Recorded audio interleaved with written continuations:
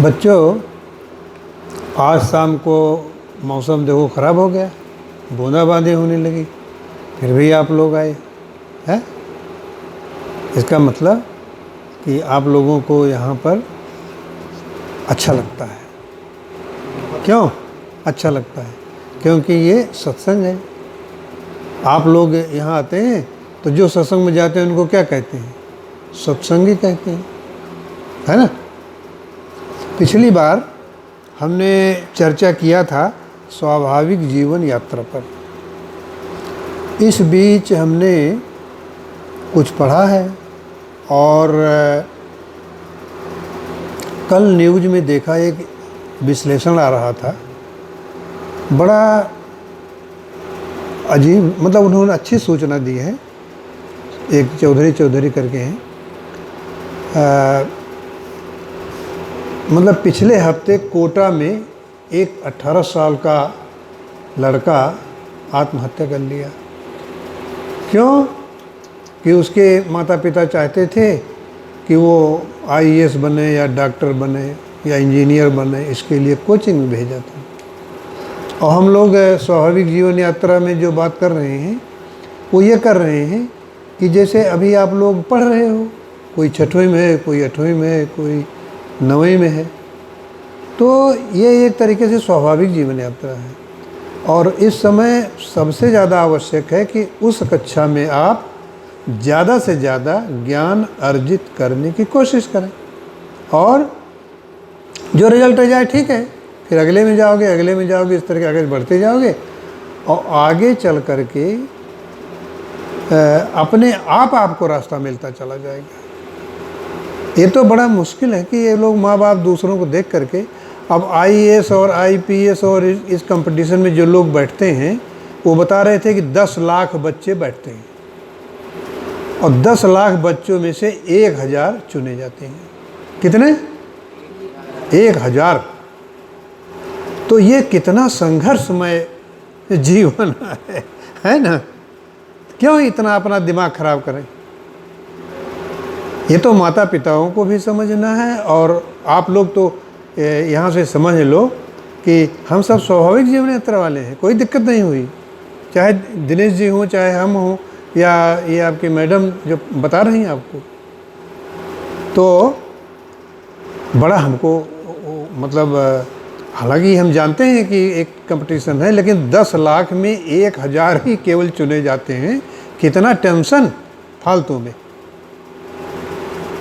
तो इसलिए स्वाभाविक जीवन यात्रा के बारे में ये। दूसरा क्या है, आध्यात्मिक जीवन के बारे में कभी कभी बात किया होगा।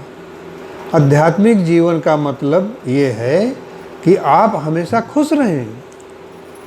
आज का दिन बिना झंझट भी है तो तनाव, दिमाग खराब ना हो, उस तरीके से बीते, वो है आध्यात्मिक जीवन।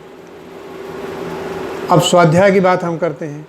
स्वाध्याय में हमने एक असल कहानी पढ़ी। एक बहुत फेमस राइटर हैं सुधा मूर्ति, उनको पद्म विभूषण अवार्ड वगैरह भारत सरकार ने दिया है। तो वो एक छोटी सी दुकान किताबों की, वहाँ से किताबें लिया करती थी, मतलब झुग्गी झोपड़ी में स्वाध्याय को प्रचारित करने के लिए। तो वो थे एक कोई शेख मोहम्मद, मुसलमान साहब की दुकान थी। तो वो उनकी पत्नी, बेटी, और उनकी जो पत्नी थी, उनकी बहन विधवा हो चुकी थी, तो उसकी एक बेटी भी वहाँ रहती थी। तो एक दिन वो शेख साहब उनके ऑफिस में आए, ये लोग बड़े पैसे वाले हैं, इनके ऑफिस में आए तो देखा कि वो बैठे हुए हैं और वो महीना ख़त्म होने के 4-5 दिन पहले ही अपना पेमेंट चाहते हैं। तो पूछा क्यों? तो उन्होंने बताया कि वो जो हमारे रिश्तेदार हमारे यहाँ रहते हैं, उनको कैंसर हो गया है।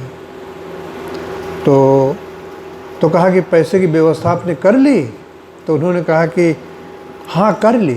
वो अपने जितना हमारी पत्नी का जेवर वगैरह था और जितना हमारे यहाँ और कुछ था, या जो बीमार हैं उनका, सब बेच दिया और अब करीब करीब इंतज़ाम हो गया है। इनको बड़ा वो लगा, और वो आदमी बहुत प्रसन्न रहता था। तो इन्होंने उनको 50,000 रुपये अपने ऑफिस से दिलाए और ले गए। उनका ऑपरेशन हुआ। वहाँ से उन्होंने फ़ोन किया कि मैडम ऑपरेशन सही हो गया है।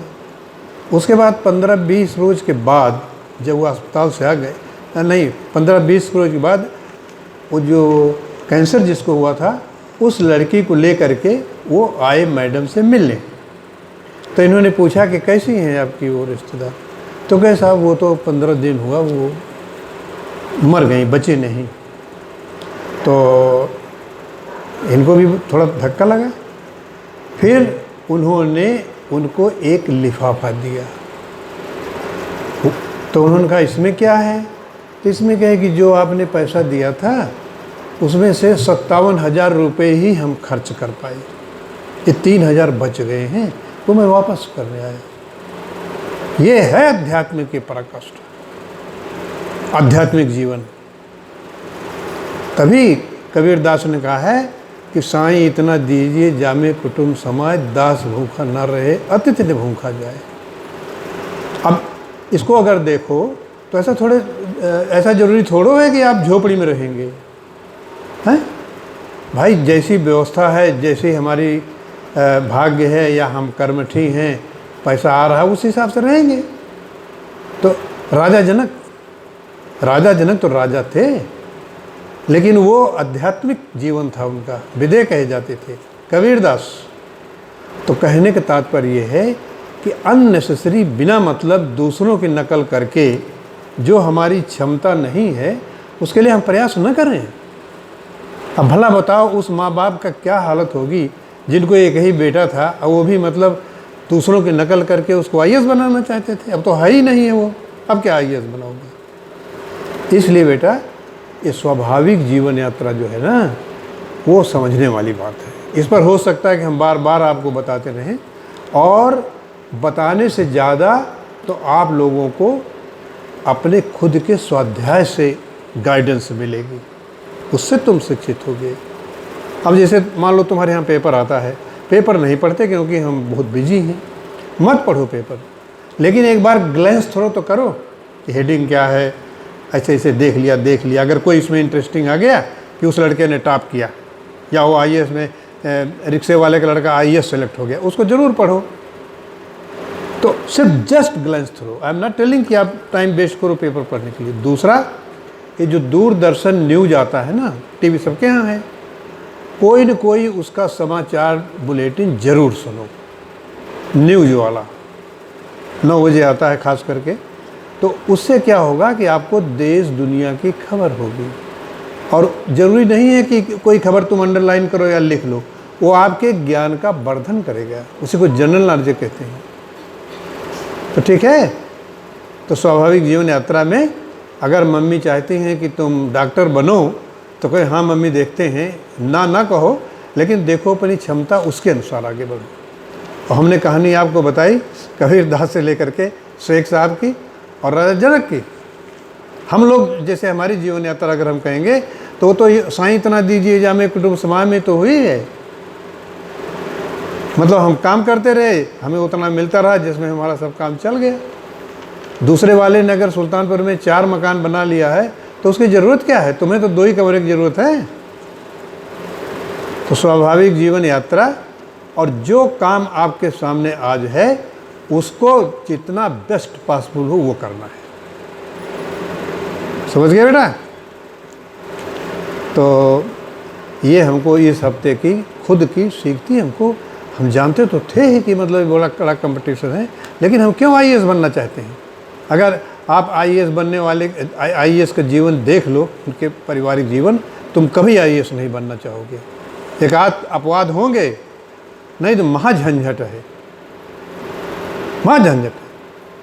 तब तक पता नहीं आपको, इसीलिए पैसे की वजह से बनते हैं कि खूब पैसा कमाएंगे। यही बड़ा बड़ी भ्रम है, इसीलिए ये सत्संग है ना। इसी से स्वाध्याय है आपका, आपके विचारों की पुष्टि, विचार की बात कर रहे हैं, है ना, कि विचार से ही सब कुछ होता है।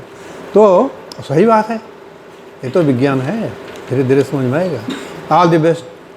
आप लोग खूब पढ़ो, खूब खुश रहो, ज़्यादा से ज़्यादा खुश रहने की कोशिश करो।